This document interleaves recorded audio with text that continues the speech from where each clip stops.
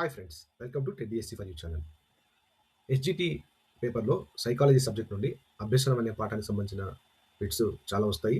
అందులో భాగంగా ఈరోజు మనం ఒక ఎంసీక్యూ చూద్దాం. అభ్యసనం అంటే అనుభవం ద్వారా, శిక్షణ ద్వారా ప్రవర్తనలో వచ్చే మార్పు అని నిర్వచించిన వారు ఎవరు? ఆప్షన్స్: ఏ హిల్గార్డ్ మరియు Hunter, B Gates, C Kimble, D Woodworth. దీని right answer option B gates.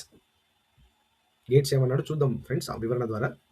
Yes, Hilgard Hunter అభ్యసనాన్ని ఏమన్నారంటే అనుభవం శిక్షణ ద్వారా ప్రవర్తనలో మార్పు జరిగే చర్య అన్నారు. ప్రవర్తనలో మార్పు జరిగే చర్యే అభ్యసనం అన్నది ఎవరంటే హిల్గార్డ్ హంటర్లు.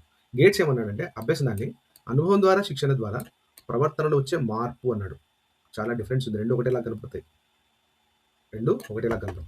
ప్రవర్తనలో వచ్చే మార్పు అన్నది గేట్స్, ప్రవర్తనలో మార్పు జరిగే చర్య అనేది హిల్గార్డ్ హంటర్. సో కన్ఫ్యూజ్ కాకుండా ఇలాంటి బిట్స్ మన జాబ్ని డిసైడ్ చేస్తాయి కాబట్టి క్లియర్గా ఉందాం. ప్రవర్తనలో మార్పు జరిగే చర్య అంటే హిల్గార్డ్ హంటర్ని సెలెక్ట్ చేద్దాం. ప్రవర్తనలో వచ్చే మార్పు అంటే గేట్స్ని సెలెక్ట్ చేద్దాం. అలా కాకుండా కిమ్లే ఏమన్నాడంటే అభ్యసనాన్ని ప్రవర్తన శక్తి సామర్థ్యంలో దాదాపు శాశ్వతమైన మార్పు అని నిర్వచించాడు. దాదాపు శాశ్వతమైన మార్పు అంటే కిమ్లే అని గుర్తుపెట్టుకోండి. కిమ్లేని సెలెక్ట్ చేయాలి. వుడ్వర్త్ ఏమన్నాడంటే ప్రేరణ గురించి నిర్వచిస్తూ అన్ని రకాల ప్రవర్తనకు ప్రేరణే మూలాధారం అన్నాడు. DEd psychology page number 143. Friends, మన ఛానల్ని మీరు సబ్స్క్రైబ్ చేసుకోండి, లైక్ చేయండి, షేర్ చేయండి. టెడ్డిఎస్సి ఫర్ యూ ఛానల్లో నేను అప్లోడ్ చేసే ప్రతి వీడియో మీకు నోటిఫికేషన్లో డిస్ప్లే కావడం ద్వారా మీరు మరి ఎగ్జామ్లో చక్కగా సక్సెస్ సాధించడానికి నా వంతుగా నేను ప్రయత్నిస్తాను friends. Thank you one and all.